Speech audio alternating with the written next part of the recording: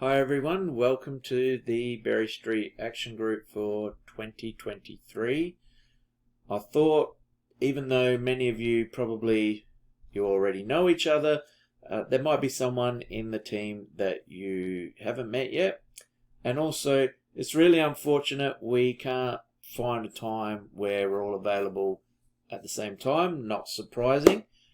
So, quick introduction, we've got Sasha and Vincent, Caitlin, Forte, Marie, Teresa, Kazuko, Amana, Liam, Lawrence, Talia, Laura, and of course myself in the top right hand corner, Gabe. So yeah, I'm very excited to be working with such a wonderful team. Very lucky. The purpose of this video is to give you some direction as to where we're going this year, and it's going to be helpful because like I said, we can't all be in the same meeting time. I'll try to move it around a little bit, and I'll also try to give plenty of notice so that we can do our best. So what are we doing? We're looking to move Open Access College further along the trauma-informed continuum. It's got a special name. It's called the Trauma-Informed Positive Education Implementation Continuum. So I'm going to refer to it as the TIPE Continuum. What it tells us is that it's going to guide us through these 4 stages of change, from TIPE comprehension, through to aware, through to proficient, through to informed. And you've got to be careful because a lot of people would say, oh, Open Access College is a trauma-informed school or a trauma-aware school. I would suggest when you have a look at the rubric of the continuum that we're probably not trauma-informed, and we're probably in this area here of somewhere between conscious to proficient, because we've got elements that are in one category or the other, but not all of any category, if that makes sense. So looking at the focus areas, and I'm not going to read all this out. Fortunately, you can read it yourself. You can pause the video if you like to have a more careful look, but I do want to highlight just a couple of things. Looking at values, for example, the values team from last year blew it away, really got us started on the values track, and maybe that's something that we can continue with. Doing a self-assessment is something that, as we go through the document, you'll see that keeps coming up, something that we could be doing. And this is in the TIPE conscious category. Forming an action team is obviously something we've done. Here we are, but we could be developing an implementation and communication plan. Another thing I'd point out is certainly the school is using lots of BSAG strategies, but I would suggest it's probably happening on a pretty ad hoc basis, not with consistency. And again, an environmental scan is something that would really be helpful. And it's something that, again, we started last year, the action group started an environmental scan process last year. This is something we could pick up and take a bit further this year.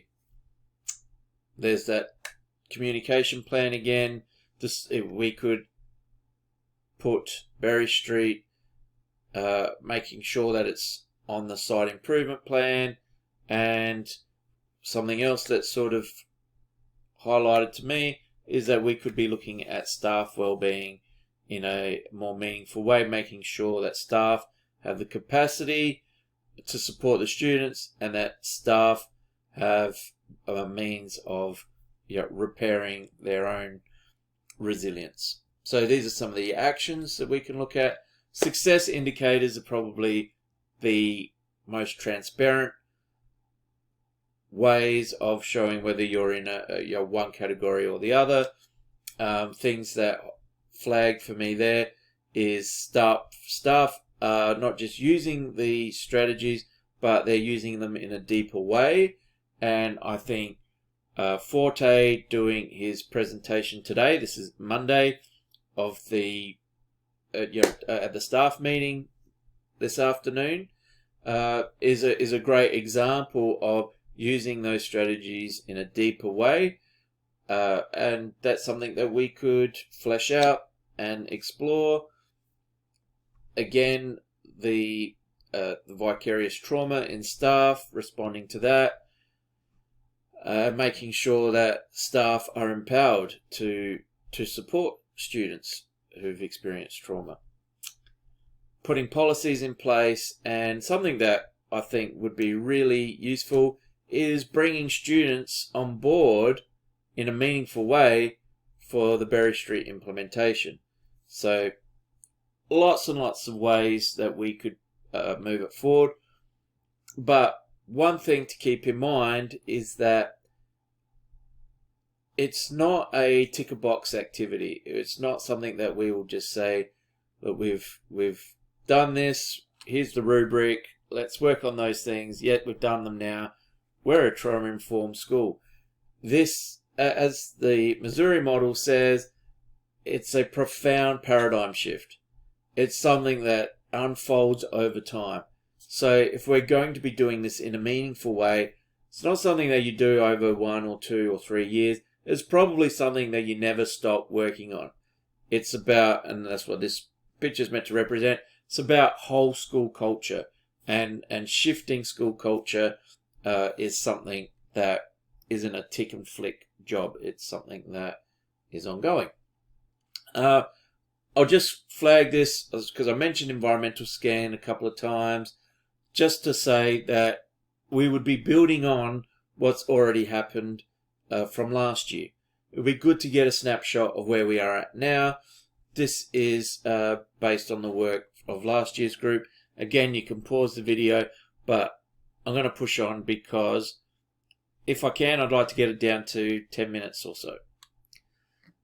These are some of the project ideas that just by looking through the rubric and picking out some things, I thought, well, the team, us, we could pick up on one of these.